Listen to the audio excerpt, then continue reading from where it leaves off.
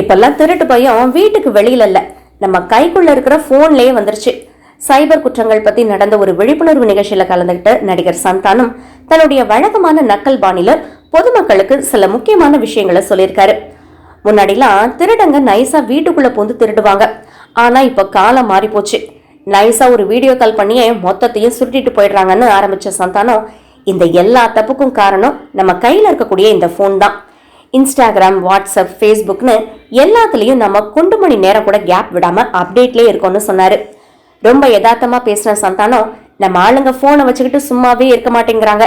வாழைக்காய் பஜ்ஜி போடுறதுக்கு முன்னாடி மாவுல முக்கி தடவுவாங்களே, அந்த மாதிரி எப்ப பார்த்தாலும் போனையே தடவிட்டு இருக்கோம்.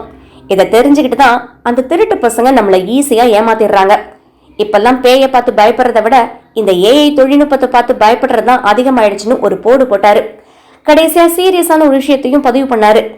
யாராவது சைபர் மோசடில சிக்கிட்டீங்கன்னா பயப்படாம உடனே போலீஸோட அந்த 1930 அப்படின்ற ஒரு உதவி எண்ணுக்கு கால் பண்ணுங்க. நம்ம விழிப்புணர்வா இருந்தா மட்டும்தான் இந்த ஆன்லைன் திருட்டுகளை குறைக்க முடியும்னு கேட்டுக்கிட்டாரு. ஆக்சுவலாக இந்த சைபர் கிரைம் அவேர்னஸ்ன்றது ரொம்ப ரொம்ப முக்கியமான ஒரு விஷயமா இருக்கு இப்போ.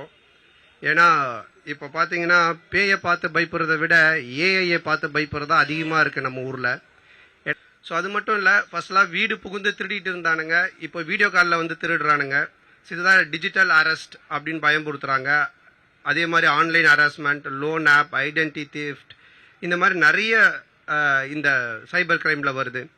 ஸோ இது மட்டும் இல்லை, இந்த மாதிரி யாரெல்லாம் ஃபோனில் உங்களுடைய அக்கௌண்ட்டு காசு தரப்போகிறோம், நீங்கள் வந்து வெரிஃபிகேஷன் வரும், ஒரு ஓடிபி நம்பர் சொல்லுங்கள் அப்படின்லாம் எதனா கேட்டாங்கன்னா உடனே கொடுக்காம அவங்கக்கிட்ட ஷேர் பண்ணாமல் இதை எடுத்துகிட்டு போய் பக்கத்தில் இருக்க போலீஸ்கிட்ட ஷேர் பண்ணிங்கன்னா அது இந்த மாதிரி ஒரு குற்றம் நடக்கிறத நம்ம மேக்ஸிமம் தடுக்கலாம்.